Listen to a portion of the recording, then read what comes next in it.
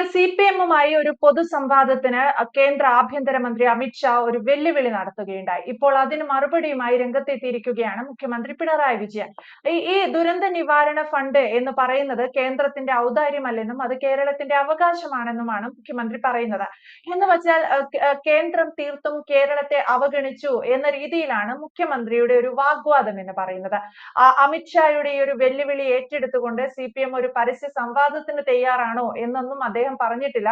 പക്ഷേ മുഖ്യമന്ത്രി പറഞ്ഞ മറ്റൊരു കാര്യം എന്ന് പറഞ്ഞത് 25% വോട്ട് പോലും കേന്ദ്രത്തിന് അല്ലെങ്കിൽ ബിജെപിക്ക് അടുത്ത തിരഞ്ഞെടുപ്പിൽ കേരളത്തിൽ നിന്ന് ലഭിക്കില്ല എന്നാണ്. ഈ കേന്ദ്ര ആഭ്യന്തരമന്ത്രി അമിത്ഷായും കേരള മുഖ്യമന്ത്രി പിണറായി വിജയനും തമ്മിൽ നേർക്കുനേർ പോരാടുന്ന ഈ ഒരു വിഷയത്തെ എങ്ങനെ വിലയിരുത്താം? അത് രാഷ്ട്രീയ പോരാട്ടം എന്നുള്ള രീതിയിൽ അതിന്റെ ആദ്യം നമുക്ക് പറയാൻ പറ്റത്തുള്ളൂ. അല്ലെങ്കിൽ അത്തരത്തിൽ രാഷ്ട്രീയ അല്ലെങ്കിൽ രാഷ്ട്രീയ വാതുവെപ്പ് എന്നൊക്കെ പറയാം. രാഷ്ട്രീയ മത്സരം അവരുടെ പരസ്പരമുള്ള പൊളിറ്റിക്സ് പറയുന്നത്. അപ്പം അതിനപ്പുറം ഇപ്പം ഇവിടെ വരുന്ന ചൂരൽമല മുണ്ടക്കൈ അല്ലെ മുണ്ടക്കൈ എന്നും കണ്ടല്ലേ അവിടെ പേര്, ചൂരൽമല ഉരുൾപൊട്ടലുമായിട്ട് വിഷയമായിട്ട് ബന്ധപ്പെട്ട് അതൊരു വലിയ ഇതാകുന്നു. അതിന്റെ പിറകിൽ ഒരു വിവാദം ഉണ്ടാകുന്നു. അവിടുത്തെ കുറവുകൾ പരിഹരിക്കുന്നതിന് ഈ പറയുന്ന പ്രതിപക്ഷ പാർട്ടികൾ, അത് ആദ്യത്തത് കോൺഗ്രസ്, അതല്ലെങ്കിൽ അതിന്റെ പുറകിൽ ബിജെപി നിന്ന് സിപിഎമ്മിന്റെ മാത്രം കുഴപ്പമാണ്. അതിനകത്ത് പരിഹരിക്കാൻ വേണ്ടതെല്ലാം ചെയ്തിരിക്കുന്നു. അല്ലെങ്കിൽ അതിന്റെ പരിഹാരം ഇല്ലാതെ ആകുന്നത് ഇവിടുത്തെ ഭരണത്തിന്റെ കുഴപ്പമാണെന്ന് പറയുമ്പോൾ ആ പഴി കൊണ്ടുവയ്ക്കുന്നു, അവിടുത്തെ പോരായ്മ കൊണ്ടുവയ്ക്കുന്നു. അവിടുത്തെ പോരായ്മയുടെ കാരണക്കാരനായിട്ടുള്ളത് കേന്ദ്രമാണെന്ന് പറഞ്ഞു തീർക്കുന്നതിനാണ് കേരള സർക്കാർ തയ്യാറാവുന്നത്. അപ്പൊ കേരള സർക്കാർ തയ്യാറാകുമ്പോൾ, അല്ലെങ്കിൽ അവിടെ ഈ പറയുന്നത് പോലെ അവിടുത്തെ ജനങ്ങൾ അനുഭവിക്കുന്ന ബുദ്ധിമുട്ട്, അത് വീടിന്റെ കാര്യത്തിലായാലും പ്രദേശത്തിന്റെ കാര്യത്തിലായാലും നാളെ കാലത്തെ അവരുടെ സുരക്ഷിതത്വത്തിന്റെ കാര്യത്തിലായാലും ഒക്കെ അവരാരെയും ആദ്യം ചോദിക്കുന്നതും അവരുടെ ചോദ്യങ്ങൾ പ്രതിപക്ഷം, അത് കോൺഗ്രസിന്റെ രൂപത്തിലായാലും ബിജെപിയുടെ രൂപത്തിലായാലും ഏറ്റെടുക്കുമ്പോൾ ആ ചോദ്യത്തിന് ഉത്തരം കൊടുക്കാൻ പറ്റാതെ വരുമ്പോൾ, അല്ലെങ്കിൽ അതിനുള്ള ഉത്തരം ഈ പറയുന്നത് പോലെ കേന്ദ്രത്തിന്റെ സഹായം വേണ്ട വിധത്തിൽ ഉണ്ടാകാത്തതാണ് എന്ന് പറയുന്നതിന്റെ അടുത്താണ് ഞങ്ങൾ സഹായിച്ചു, നിങ്ങൾ കണക്ക് കൊണ്ടുവരൂ. ആഭ്യന്തരമന്ത്രി വന്നപ്പോൾ ഈ ചോദ്യം ചോദിക്കാൻ ഇവിടുത്തെ മാധ്യമങ്ങൾ ഒരുപക്ഷെ തയ്യാറാകുന്നു. അതിനകത്ത് ആഭ്യന്തരമന്ത്രിയോട് അതിന്റെ ആ ചോദ്യത്തിന്റെ പിറകിൽ മാധ്യമങ്ങളുടെ ലക്ഷ്യം കേരളത്തോടുള്ള സ്നേഹമാണോ അതോ ബിജെപി ഒന്നും ചെയ്യുന്നില്ല എന്നുള്ളത് വരുത്തി തീർക്കലാണോ എന്നറിയത്തില്ല. ആ ചോദ്യം ചോദിച്ചപ്പോൾ പറഞ്ഞു, ഞങ്ങൾ കൊടുത്തു, നിയമപരമായിട്ട് കൊടുത്തു, ഇന്ത്യയിലുടനീളം എല്ലാ സംസ്ഥാനത്തിനും കൊടുക്കുന്നു.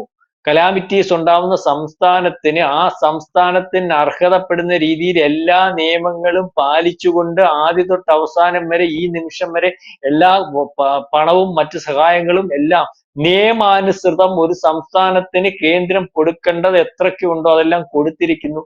അല്ലെങ്കിൽ കൊടുത്തില്ല എന്ന് പറയാൻ താല്പര്യമുള്ളവർ, അതിന് തന്റെ ഇടമുള്ളവർ തെളിവ് സഹിതം വന്നാൽ നമ്മൾക്ക് പരസ്പരം ഇരുന്ന് സംസാരിക്കാം. എന്റെ കയ്യിൽ അതിന് തെളിവുണ്ടെന്നാ പറയുന്നത്. അപ്പൊ ആ രീതിയിലേക്കുള്ള ഒരു സംസാരം വന്നപ്പോഴാണ് അല്ലെങ്കിൽ ഒരു വെല്ലുവിളി വന്നപ്പോഴാണ്, ഒരു മാധ്യമത്തിന്റെ അടുത്ത് ഒരു കോൺക്ലേവിലാണ് ഈ വെല്ലുവിളി.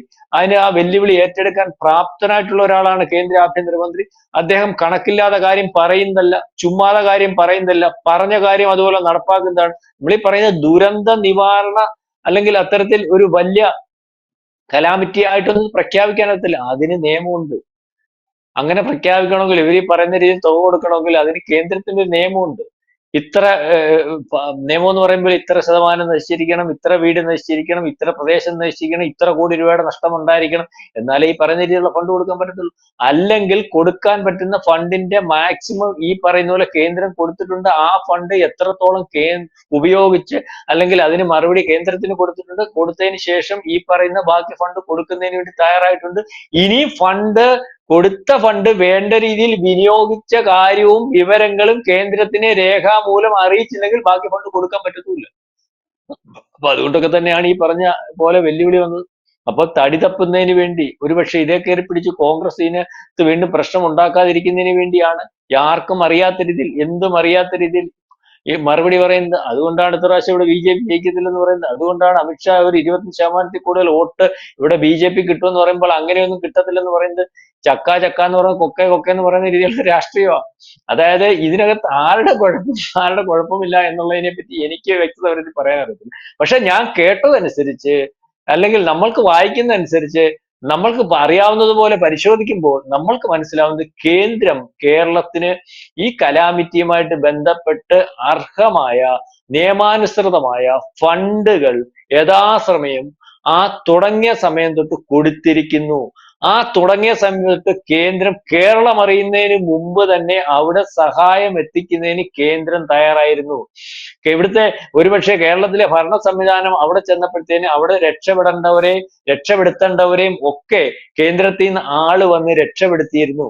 ആ രീതിയിൽ അന്നു മുതൽ ഇന്ന് വരെ ഇടപെട്ടിരുന്നു. ആ പ്രദേശത്ത് പ്രധാനമന്ത്രി വന്നിരുന്നു. അവിടുത്തെ കാര്യങ്ങൾ നേരിട്ട് കണ്ടിരുന്നു. അവിടുത്തെ അദ്ദേഹത്തിന് ബോധ്യമുള്ള കാര്യങ്ങളെല്ലാം ചെയ്തിരുന്നു. ചെയ്യാനൊക്കുന്നത് നിയമാനുസൃതമായിട്ട് ഒരു പ്രധാനമന്ത്രിക്ക് ചെയ്യാൻ പറ്റുന്നതെല്ലാം ചെയ്തു. പ്രധാനമന്ത്രിയുടെ കൈ നിർത്തി ചെയ്യാൻ ഈ പറയുന്ന പോലെ പുള്ളിയുടെ കയ്യിൽ വലിയ പൈസകൾ എത്തിക്കുന്നുണ്ട്. പാമ്പടിച്ചാണ്. അപ്പൊ കേന്ദ്രത്തിൽ നിന്ന് വല്ലതും എടുത്ത് കൊടുക്കണമെങ്കിൽ അതും പുള്ളിക്ക് അമിത അധികാരമൊന്നുമില്ല. പ്രധാനമന്ത്രി എന്നുള്ള നിലയിൽ നിയമാനുസൃതമായിട്ടുള്ള ഫണ്ടേ കൊടുക്കാൻ പറ്റും. അതിനകത്ത് എന്തെങ്കിലും കുഴപ്പമുണ്ടെങ്കിൽ അല്ലെങ്കിൽ ഈ ചൂരൽമല മുണ്ടക്കയം പ്രദേശം ഇപ്പോഴും കുഴപ്പമായിട്ട് കിടക്കുന്നുണ്ടെങ്കിൽ അവിടുത്തെ പരാതി ഒരുപക്ഷെ ആ ജനങ്ങളുടെ പരിഹരിക്കാൻ ഗവൺമെന്റ് തയ്യാറാവുന്നില്ലെങ്കിൽ അതിന്റെ കേന്ദ്രത്തിന്റെ കുഴപ്പമല്ല. കേന്ദ്രത്തിന് കൊടുക്കാൻ പറ്റുന്നതെല്ലാം കൊടുത്തു. ഇനി കേരളം അതിന്റെ പുറകിൽ നിൽക്കണം എന്നുള്ള രീതിയിലേക്കാണ് പറഞ്ഞത്. അതുപോലെ തന്നെ അദ്ദേഹം വേറെ ഒരു കാര്യം കൂടി ഇവിടെ പറഞ്ഞു പോയിട്ടുള്ളതായിട്ട് അല്ലെങ്കിൽ പറഞ്ഞിട്ടുള്ളതായിട്ടൊക്കെ നമുക്ക് മനസ്സിലാവുന്നുണ്ട്. ഇതിന്റെ കൂടെ അഴിമതിക്കാരെ വെച്ചു പൊറിപ്പിക്കില്ല.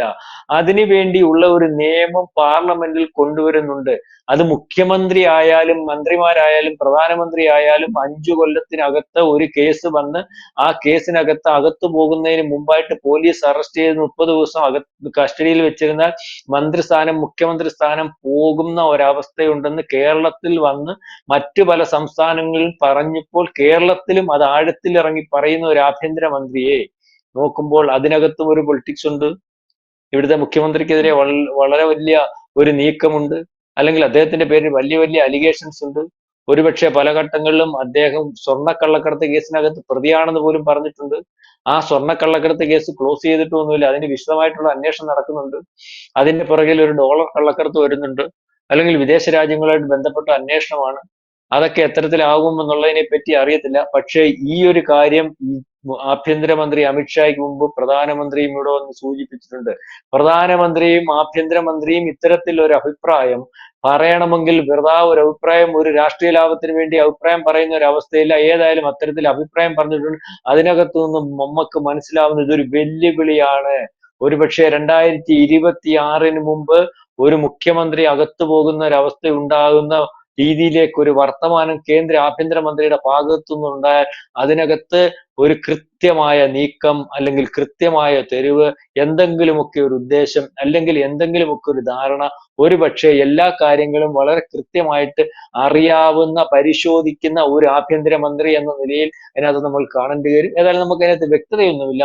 വളരെ കൃത്യമായ രാഷ്ട്രീയവും കൃത്യമായ സംസാരവും വെല്ലുവിളികളും ഒക്കെ തന്നെയാണ് ഒരുപക്ഷെ ആഭ്യന്തരമന്ത്രി എന്ന നിലയിൽ അമിത്ഷായുടെ ഭാഗത്തു നിന്നുണ്ട്. അതിനകത്ത് രാഷ്ട്രീയം ഉണ്ടാകും. പക്ഷെ ചില പറച്ചിലുകൾ തീർത്തു പറയുന്നു, ബോധ്യപ്പെട്ട് പറയുന്നു എന്ന് നമുക്ക് അവിടെ പ്രസ്താവനകളിൽ നിന്ന് മനസ്സിലാവും. ഏതായാലും വരും കാലങ്ങൾ ഒരു വല്ലാത്ത പൊളിറ്റിക്സിലേക്ക് പോകുക. 2026 കരുത്ത് തെളിയിക്കാൻ ഒരുപക്ഷെ BJP ഇവിടെ കേരളത്തിൽ ഇറങ്ങുന്നു അല്ലെങ്കിൽ അത്തരത്തിൽ കരുത്ത് തെളിയിച്ചിരിക്കുമെന്ന് ആഭ്യന്തരമന്ത്രി പറയുന്നു. അപ്പൊ അതിനെ മറികടക്കുന്നതിന് വേണ്ടിയുള്ള പൊളിറ്റിക്സ് ഒരുപക്ഷെ ഇടതുപക്ഷവും ഈ പറയുന്ന UDF ഒക്കെ നടത്തുന്നു എന്ന് വേണം കരുതാൻ. ഏതായാലും ഈ പറച്ചിലിനകത്തും ഈ വെല്ലുവിളിക്കകത്തും ഒക്കെ ഒരു കൃത്യമായ രാഷ്ട്രീയം കൃത്യമായ സൂചനയും ഉണ്ട് എന്ന് വേണം മനസ്സിലാക്കാൻ. യെസ്, അത്തരത്തിൽ അധികാരം പിടിക്കാൻ BJP ഒരു നീക്കം നടത്തുമ്പോൾ അടുത്ത നിയമസഭാ തെരഞ്ഞെടുപ്പിൽ അധികാരം പിടിക്കുമെന്ന് സ്വപ്നം കാണുന്നതിന് ഞങ്ങൾ എതിരല്ല എന്നാണ് മുഖ്യമന്ത്രി പിണറായി വിജയൻ പറയുന്നത്. പക്ഷെ അതോടൊപ്പം അദ്ദേഹം കൂട്ടിച്ചേർക്കുന്നത് 25% വോട്ട് നിങ്ങൾക്ക് കിട്ടില്ല എന്ന് കൂടിയാണ്. അപ്പോൾ ആഭ്യന്തരമന്ത്രി അമിത്ഷാ അധികാരം പിടിക്കുമെന്ന് പറയുമ്പോഴും 25% വോട്ട് പോലും നിങ്ങൾക്ക് ലഭിക്കില്ല എന്ന് മുഖ്യമന്ത്രി പിണറായി വിജയൻ പറയുമ്പോഴും വലിയൊരു രാഷ്ട്രീയ പോരാട്ടത്തിന് കൂടി ഇത്തരം പ്രസ്താവനകൾ വഴിതെളിക്കുകയാണ്. എന്തായാലും ആഭ്യന്തരമന്ത്രി ഒരു പരസ്യ സംവാദത്തിനായി CPM ക്ഷണിച്ചിട്ടുണ്ട്. ആ വെല്ലുവിളി CPM ഇതുവരെ ഏറ്റെടുത്തിട്ടില്ല എന്നതും ശ്രദ്ധേയമാണ്. വ്യക്തമാണ്. Thank you Prashant sir. കൂടുതൽ വാർത്തകളും വിശേഷങ്ങളും നിങ്ങളിലേക്ക് എത്താൻ ABC മലയാളം സബ്സ്ക്രൈബ് ചെയ്യുക, ബെൽബട്ടനും അമർത്തുക.